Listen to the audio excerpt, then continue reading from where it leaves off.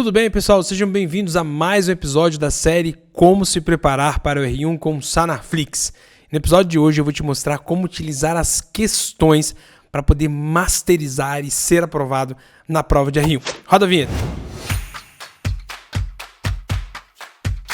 É isso aí, pessoal. Sejam bem-vindos à série Como estudar para a prova de R1 com Sanaflix.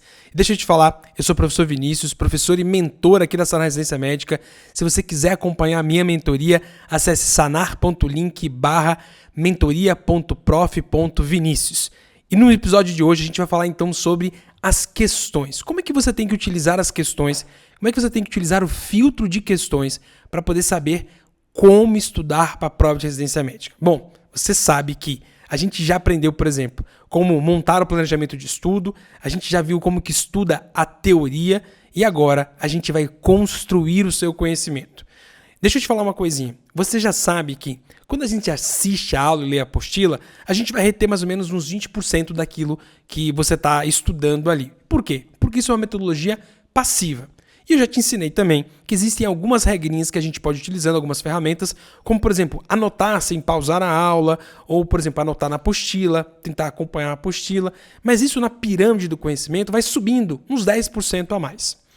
Uma outra coisa que a gente pode fazer, por exemplo, é utilizar a técnica de Feynman, por exemplo, que é tentar lembrar aquilo que foi falado na aula e tentar escrever pessoalmente, sozinho, e depois ir construindo conhecimento ali, reassistindo a aula. E quando a gente está estudando para a prova de R1, são 350 temas, ou seja, a medicina inteira que a gente precisa estudar, e às vezes não dá tempo de poder verificar isso tudo.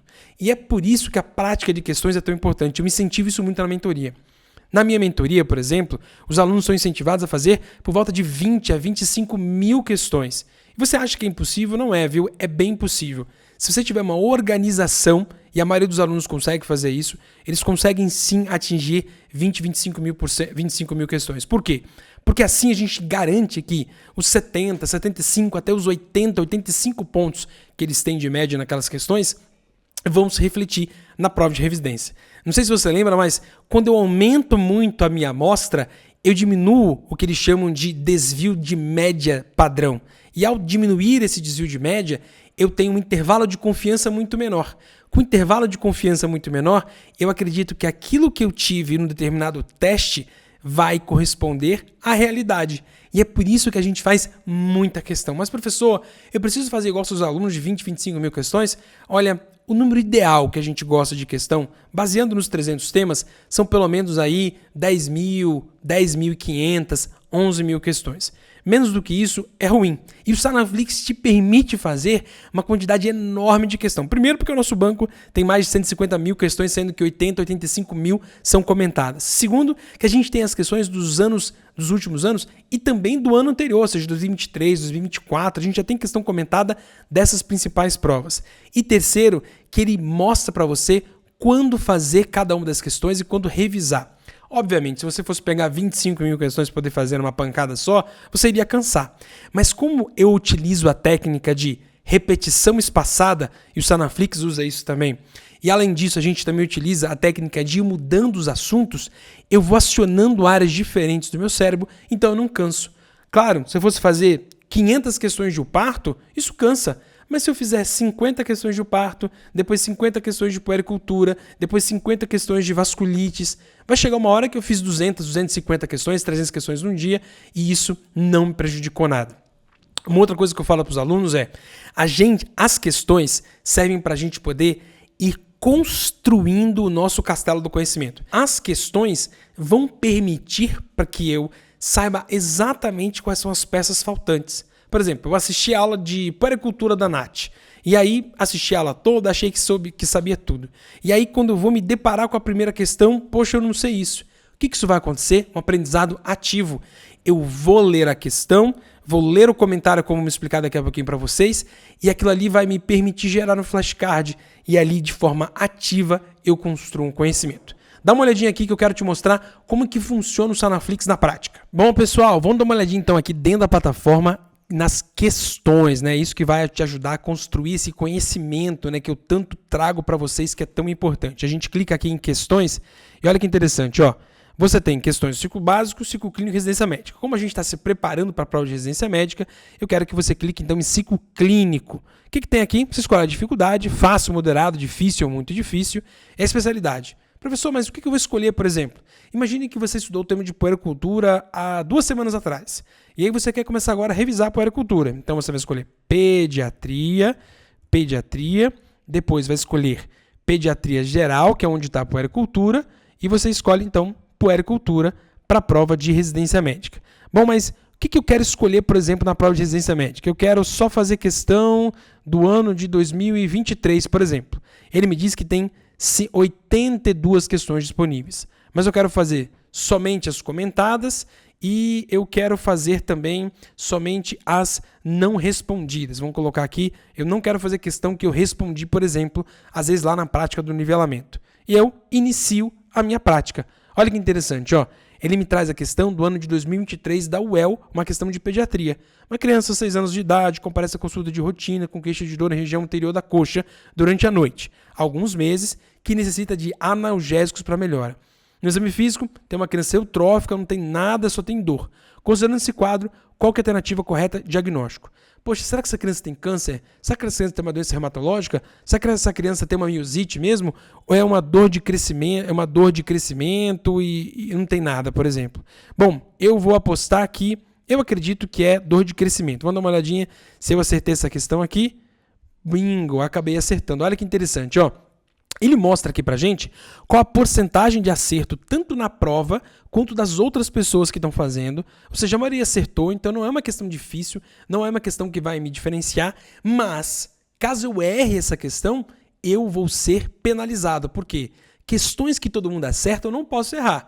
Questões difíceis eu tenho que acertar, porque isso vai me dar vantagem competitiva. E ele me coloca aqui, então, qual que é o comentário, um comentário super completo, de alternativa para alternativa, te explicando o conhecimento e dá também se a questão era fácil ou não, porque mais de 70% das pessoas acertaram. Vamos a outra agora aqui. Que cuidado dentro dos pacientes abaixo deve ter ao piorar nos gráficos contidos na cadeira da criança as medidas antropométricas de uma criança de 20 meses nascida com 35 semanas. Então vamos dar uma olhadinha aqui.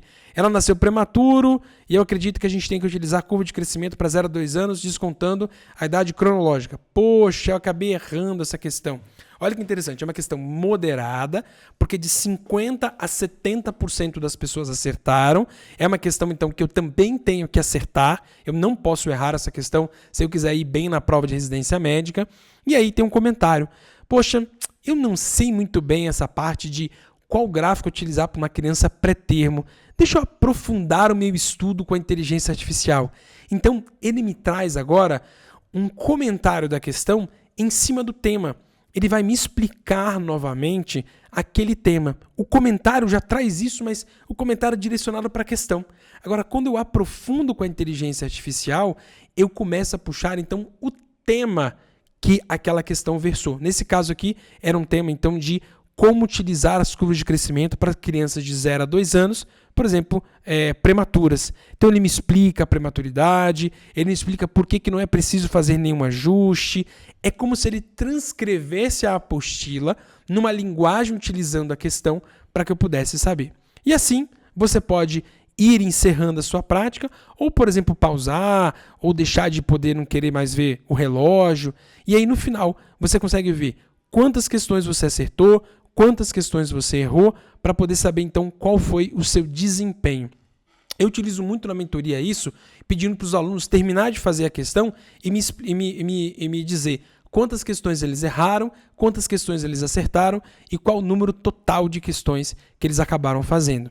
E você pode, então, manipular a quantidade de questões. Inclusive, você pode salvar essa prática para o futuro. Então, essa prática aqui é de pediatria, somente puericultura, né? Puericultura do ano de 2023, somente não respondidas. E toda vez que você precisar, por exemplo, voltar aqui para poder fazer essa prática, você consegue aqui, olha, quero continuar. Então, clico aqui em puericultura, somente as questões não respondidas do ano de 2023 e ele vai dar seguimento para mim. Muito legal, né? A prática de questões é perfeita, lembre-se disso. Utilize as questões para poder construir o seu conhecimento. Se submeta às questões, verifica onde está o seu erro, para que você possa construir o flashcard e a partir disso ir gerando esse conhecimento duradouro que vai se manter até a prova de residência médica. Pessoal, muito legal esse episódio. Se você quiser conhecer mais a plataforma do Sanaflix, acesse sanaflix.com.br. No próximo episódio, a gente vai então agora medir o seu desempenho. Como é que eu sei que eu estou em direção à aprovação? Como é que eu sei que onde estão as minhas falhas de fato? Será que eu sou bom em clínica médica e não bom em preventiva? E para a prova que eu quero tentar, como é que faz isso? A gente vai endereçar isso tudo através de como medir o seu desempenho através do Sanaflix. Eu te vejo no próximo episódio. Um super beijo. Tchau, tchau.